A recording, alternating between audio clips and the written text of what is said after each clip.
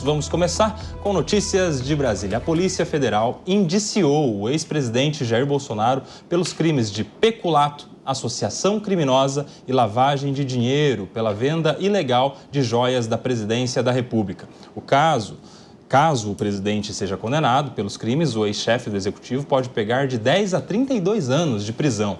A investigação revelou que aliados do ex-presidente tentaram trazer ilegalmente para o país kits de joias dadas de presente pelo governo da Arábia Saudita. O inquérito posteriormente descobriu que um grupo de pessoas próximas de Bolsonaro vendeu peças no exterior para fim de enriquecimento ilícito, é o que diz a investigação. Além de Bolsonaro, foram indiciadas outras 11 pessoas. Entre os nomes apontados pela Polícia Federal estão o do tenente-coronel Mauro César Barbosa Cid, considerado o braço direito do ex-presidente durante o mandato dele na presidência da República, e 2 ex-ministros, Fábio Van Garten, que comandava a Secretaria de Comunicação Social, e Bento Albuquerque, ex-chefe do Ministério de Minas e Energia. Está aí a notícia, a Polícia Federal indiciando o ex-presidente Jair Bolsonaro. O que significa indiciar, só para que todos entendam, significa que durante ou depois de uma investigação, a Polícia Federal entende como possivelmente culpado aquele investigado. Sobe um degrau no nível de investigação ali a figura do Jair Bolsonaro para a Polícia Federal. Segundo a Polícia Federal, ele seria culpado por esses crimes todos a que está respondendo. Quero começar essa rodada com Mônica Rosenberg, a sua avaliação sobre essa notícia, Mônica. Pois o que está faltando aqui, essa história toda é uma história muito cabeluda, muito preocupante, porque tem muitas coisas que não ficam claras e o cidadão que está acompanhando isso há muito tempo não consegue entender muito bem como é que essas joias entraram, como é que saíram, por que tinha essa possibilidade de vender, o Rolex, aquela foto, quem não consegue esquecer, aquela foto que foi tirada das joias, onde aparecia o assessor do presidente. Então, tem muita coisa mal contada nessa história e é muito ruim, não é saudável uma história onde está aí cheio de buracos, porque é importante que tenha governança, é importante que fique claro quem pode receber joias, como é que essas joias podem entrar no país, o que acontece com essas joias depois, que não haja confusão entre a figura da primeira-dama, do presidente e a figura da pessoa física. Então, quem recebeu as joias foi a pessoa jurídica, foi a pessoa física. Como é que trata o nosso ordenamento jurídico sobre isso? E eu sei que o Diego está aqui se coçando para falar sobre isso, eu vou deixar para você, Diego. Mas o que é muito importante que a gente entenda? Falta governança, é preciso que haja mais transparência, que as coisas estejam claras e que o cidadão brasileiro entenda o que aconteceu no final das contas, como essas joias chegaram, se houve ou não tentativa de venda. E aí, o indiciamento é muito saudável, porque nós precisamos exatamente entender o que aconteceu. Vai prender, não vai prender, Bolsonaro tem que estar preso, não tem que estar preso. A discussão jurídica vai acontecer, é importante que ela aconteça, que a defesa se faça, mas o mais importante é que o brasileiro consiga entender o que aconteceu no final dessa história toda.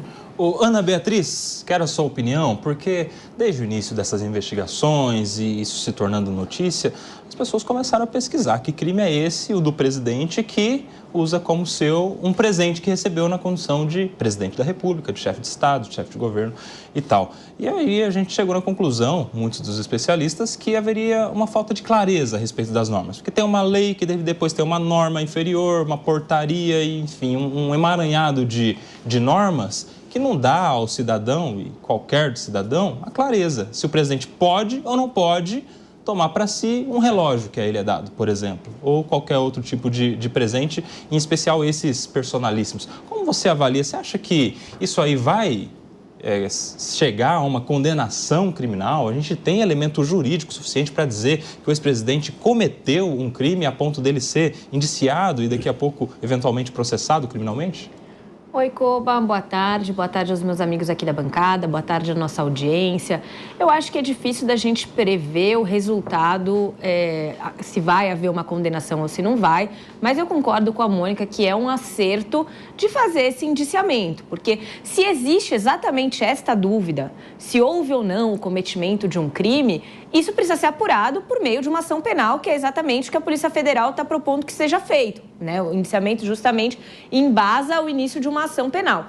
E aí eu acho que faz total sentido essa discussão acerca da falta de clareza e da ausência de uma regulação, de uma regulamentação objetiva acerca dessa questão dos presentes. Eu só tenho eu acho assim, recebeu na pessoa física, recebeu na pessoa jurídica, estou na dúvida se é legal, se não é. Mas, de qualquer forma, sabendo disso, me incomoda mais o fato de tentarem vender essas joias. Porque isso, ainda que não seja um ilícito, e isso vai ser discutido lá na frente, é no mínimo imoral, porque foi um presente recebido na qualidade de um chefe de Estado. Então, eu acho que, assim, faz muito bem a Polícia Federal em indiciar, e só lembrando que isso não tem nada a ver com torcida política, não. É importante que isso aconteça sempre que houver algo semelhante. Enquanto não houver, e aí a minha conclusão é que é necessário que isso seja feito para ontem, uma regulamentação objetiva e clara para que isso não aconteça daqui para frente. E a sua avaliação, Leandro Ferreira? Coba, boa tarde. Boa tarde aos meus colegas aqui de bancada. Boa tarde, audiência da Jovem Pan. Eu estou me sentindo aqui peixe fora d'água na discussão com tantos advogados amigos. Tenho certeza que vocês terão toda a segurança para dar opiniões sobre como se encontra em termos de etapa a denúncia, a aceitação da denúncia no futuro ou não, né? A defesa de cada um e tudo mais. Então, eu entendo que o Bolsonaro, ele acrescenta aí, essa notícia, ela acrescenta, né, um elemento em um conjunto de denúncias, algumas muito graves, outras menos graves, mas algumas muito absurdas, como essa em relação às joias, que, no meu entendimento, como a Ana, acho que que tem um problema mais particular na tentativa de vendê-las. E vendê-las de forma sorrateira, né? Porque não é uma coisa que foi feita por meio do mercado legal ou declarado quando se chegou nas alfândegas com o ministro, com isso, com aquilo, né? Não foi uma coisa que se tratou abertamente, só foi descoberto porque um servidor público de carreira, concursado da Receita Federal, exerceu suas funções e pegou ali as joias, porque fez um ministro passar pelo detector ali de produtos, de raio-x e tudo mais, né? Então, eu acho que esses elementos constroem toda essa situação, mas o que eu posso dizer é que o Bolsonaro, eu desejo, Coba, que o Bolsonaro tenha o direito de defesa que ele merece, né, em torno dessa e outras situações, que ele vai precisar. Se fosse qualquer outra pessoa, você diria o mesmo? Com certeza absoluta, todo o direito de defesa deve ser garantido a todas as pessoas, né? E é muito ruim quando a gente vê uma situação em que lideranças políticas não têm garantido seu direito de defesa, como fizeram com o presidente Lula. Fala, Diego Tavares. Olha, Cuba, vamos lá. Muita coisa, né? É bom que você me deixou por último, que eu posso rebater todos de uma vez. Mas, primeiramente, uma boa tarde a você, boa tarde aos meus colegas, meus amigos que estão na mesa aqui hoje e a nossa audiência aqui do Linha de Frente. Cuba, vamos lá. Vamos colocar a bola no chão. Os pingos nos is, já que estamos na Jovem Pan. Os pingos nos is, já que estamos aqui na Jovem Pan. Primeiro, me surpreende alguns dos motivos pelos quais parece que o Brasil não vai para frente. Eu estou aqui na Jovem Pan mais ou menos 1 ano e meio. Eu me lembro que em março de 2023, eu sentei nessa mesma mesa para discutir esse mesmo tema.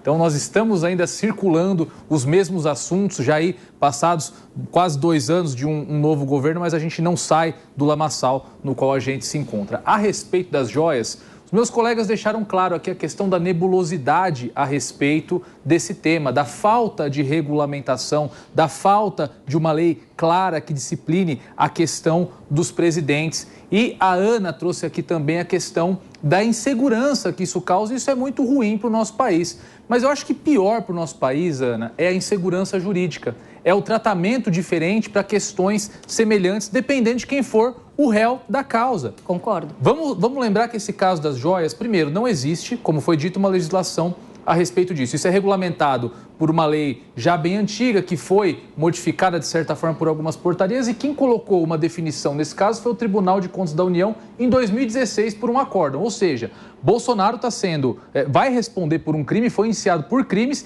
em razão de uma decisão judicial do Tribunal de Contas que já tem mais de 8 anos. E nesses últimos 8 anos, ninguém, nem mesmo os críticos efusivos desse tipo de situação que se encontram no Congresso Nacional, apresentaram uma proposta de lei ou fizeram tramitar uma proposta existente que regulamentasse de fato a questão para trazer segurança jurídica para esses fatos. E aí vem para a questão da isonomia, do tratamento da lei a pessoas diferentes.